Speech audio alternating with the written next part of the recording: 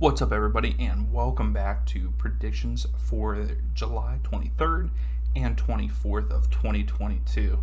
Last weekend, we had a couple good games. I only got to watch the Atlanta United game against Orlando City.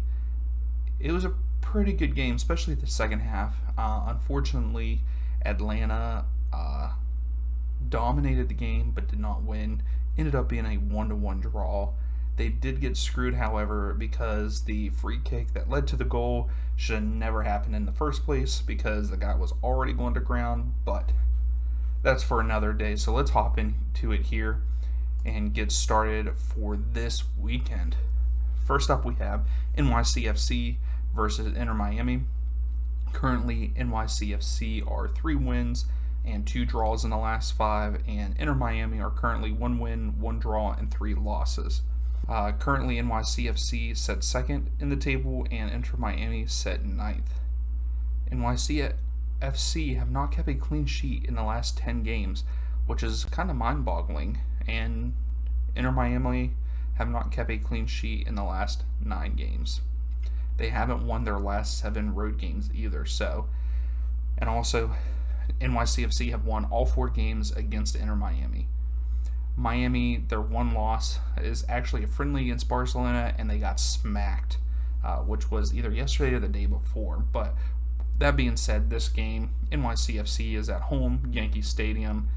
I think they cruise by Inter Miami on this one. I'm going to say 2-0 there at Yankee Stadium. Next up, we have Columbus Crew versus New England Revolution.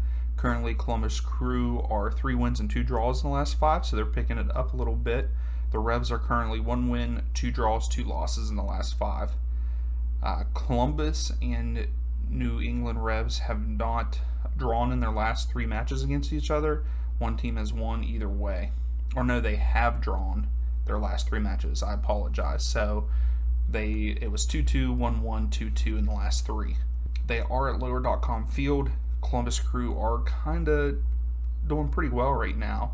They are currently 6th in the table, and the Revs are currently 10th.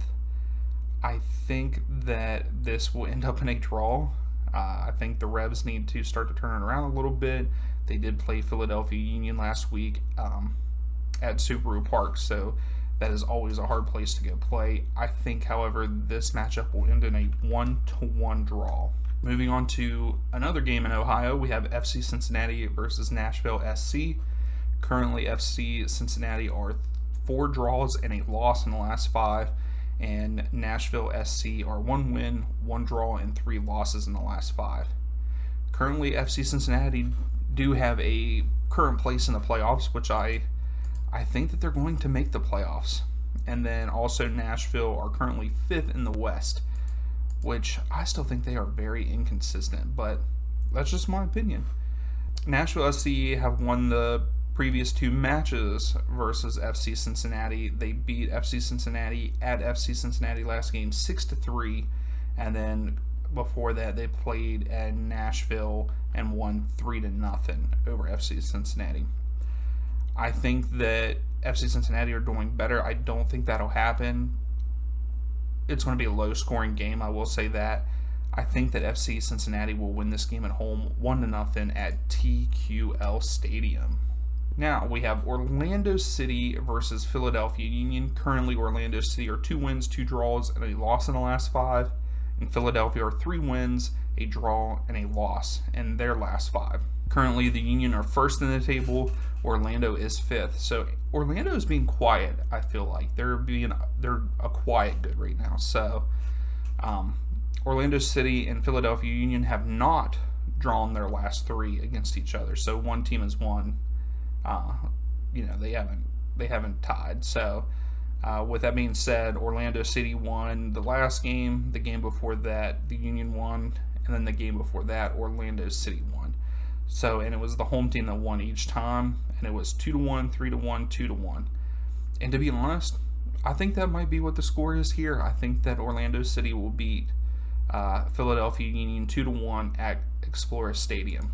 So moving on, we have Toronto FC versus Charlotte. Currently, Toronto are 1 draw and 4 losses in the last 5, and you have Charlotte FC with 2 wins and 3 losses in their last 5. Currently, Charlotte's at 8th, while Toronto's at 13th in the table. Toronto has not scored in their last 2 matches, and they haven't won in the last 5. Charlotte have not kept a clean sheet in the last 6. So this one's going to be kind of a tough one. They haven't played against each other. They are at BMO Field, but Toronto's just terrible. I mean, what is going on up there? They need to do something. I mean, I don't know. I don't even know how to explain how bad they are right now.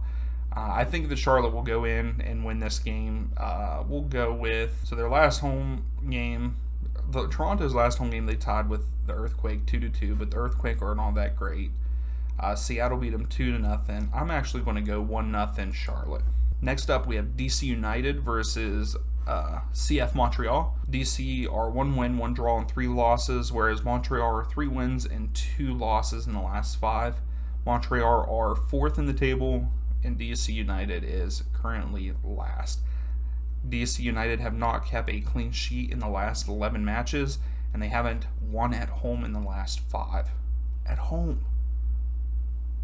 Why are you not winning at home? I don't understand that, and I don't think that it changes here. I believe that Montreal will go on the road and beat DC United 2-0. I think pretty easily, unless you get the MLS with how unpredictable it is to predict these games. So heck, DC United will probably win 3-2 or something like that. But I'm going to stick with Montreal winning 2-0. Next up, we have Houston Dynamo versus Minnesota United. Currently, Houston are 1 win, a draw, and 3 losses in the last 5. And Minnesota United are currently at 4 wins and a draw. So they have turned it around in the last 5 matches, 5-6 matches. So currently Minnesota are 4th in the table. Houston is 11th. Houston has not kept a clean sheet in the last 5 matches, and then Minnesota have not lost in the last 5 matches. This is going to be a good game. It is at PNC Stadium. With Houston winning on the road against the Earthquake, yes, it is a bad Earthquakes team, but I think that this game's going to end in a 2-2 draw there at PNC Stadium. Next up, we have Sporting Kansas City versus LAFC. Sporting are 1 win, 1 draw, and 3 losses in the last 5. LAFC are 4 wins and a loss in the last 5. LAFC are currently 1st in the table. Sporting is currently 14th. Gareth Bell and Cellini made their debuts last weekend against Nashville. LAFC are going to dominate now. I feel like, yeah, I know it's only 2 players, but just the power that they have already, they're already first, and just adding that extra oomph, they're going to lose a couple more games, but I could see them actually winning the championship now with how good their team is doing. But at the same time, I think when it comes to playoffs, or even right before playoffs, they might drop from first place, depending on how many points they get in the next couple games, because they're going to relax and be like, oh, well, we got it, and some teams are going to surprise them. Currently, Sporting haven't kept a clean sheet in the last 5, so I don't think that Sporting beat them. I think that LAFC go on the road and win this, and I'm going to say 3-1. Next up, we have Real Salt Lake versus FC Dallas. Currently, Real Salt Lake are 1 win, 2 draws, and 2 losses in the last 5. FC Dallas are currently 3 draws and 2 losses. I actually have to go, well, I don't know what the second team is in the table. So Austin is up there still. I was going to say, because Real Salt Lake only have 33 points. LAFC had 42, so I don't know. It's going to be between Austin and LA for that first spot. So anyway, we're talking about Real Salt Lake and FC Dallas. Currently, Real Salt Lake are 3rd. FC Dallas are 6th in the table. Real Salt Lake haven't lost to FC Dallas in their last 5 games. It's 2 wins and 3 draws. FC Dallas have not kept a clean sheet in 12 matches and haven't won a match in the last 7 attempts. And I don't think they're going to do it here. Real Salt Lake beat Sporting Kansas City last week 3-0. I don't think they'll beat FC Dallas that bad, but I will say 2-1 Real Salt Lake. Next up, we have Seattle Sounders versus Colorado Rapids. Seattle are 1 win and 4 losses in the last 5. I might have to change my mind about Seattle making the playoffs. I mean, they're still in contention for it, but I don't know. They have not looked well these past 3 games. Currently, Colorado, though, are 1 win, 2 draws, and 3 losses in the last 5. In the table, Seattle set 9th, Colorado sets 12th. Seattle haven't scored in their last 3 matches, which is kind of odd for Seattle, and they have lost their last 3, so they're currently on a 3-game losing streak. Colorado Rapids haven't won an away game, though, in the last 11 matches, and I don't think that's going to change here. I think it's going to be a low-scoring game, though. I believe that Seattle wins this game 1-0 at Lumen Field, but man, Seattle better get it turned around here. I mean, although they are only 1 point out of 7th place, that's the one thing with the MLS. You're always within range. I mean, because even for Sporting Kansas City, they set 14th. They are currently 7 points. Currently 7 points away from being in a playoff spot. That's the only thing I don't like about the MLS. You could suck all season and then turn it on in the second half and win a whole bunch of games and still make the playoffs. Anyway, I'll get off my soapbox with that. We got Vancouver Whitecaps versus Chicago Fire. Currently, the Whitecaps are 1 win, 3 draws, and a loss in the last 5. And Chicago are 3 wins and 2 losses in their last 5. Chicago are 12th in the table, and Vancouver are 10th in the table in the West there. Are Chicago Fire going to turn it around and make the playoffs? I guess we'll see, right? They haven't won an away game in the last 8, though, so that's not very promising. Vancouver's not doing too well right now. They've drawn and lost in the last 3. So this one I might have to say that it ends in a 1-1 draw. I think with Chicago's kind of on this little bit of a high, I think that they'll continue to play well, even though they are away and haven't won in that many matches. So I'm going to go with a 1-1 draw. Next up, we have Portland Timbers versus San Jose Earthquake. Currently, the Timbers are 3 wins and 2 draws in the last 5, and the Earthquake are 2 wins, a draw, and 2 losses in the last 5. Portland are in 8th place, and I think that is only because of goal differential, because the 7th place team also has 27 points. Currently, San Jose are 13th in the table. Portland have not lost in their last 6 games, so that's pretty good. And the Earthquake haven't kept a clean sheet in the last 5. So Timber are definitely going to get a goal in this. I would say even more than a goal. I think that they might win this game 2-0. That's what my gut's telling me. Earthquake, yeah, they doing okay in the last 5, but yeah, I'm going to go 2-0. There at Providence Park. It's hard to go into Providence Park. I know I say that probably week in and week out, but I would actually like to go to a game in Providence Park. Help me out, Timbers. Austin FC versus New York Red Bull are up next. This is the first game on Sunday, the 24th. Currently, Austin are 4 wins and a draw in the last 5, and the Red Bull are 2 wins, a draw, and 2 losses in the last 5. Red Bull are currently 3rd in the East. Austin is currently 2nd in the West, so this is going to be a pretty good matchup. They are at Q2 Stadium, and this is going to be a matchup. I think that there's going to be a lot of goals.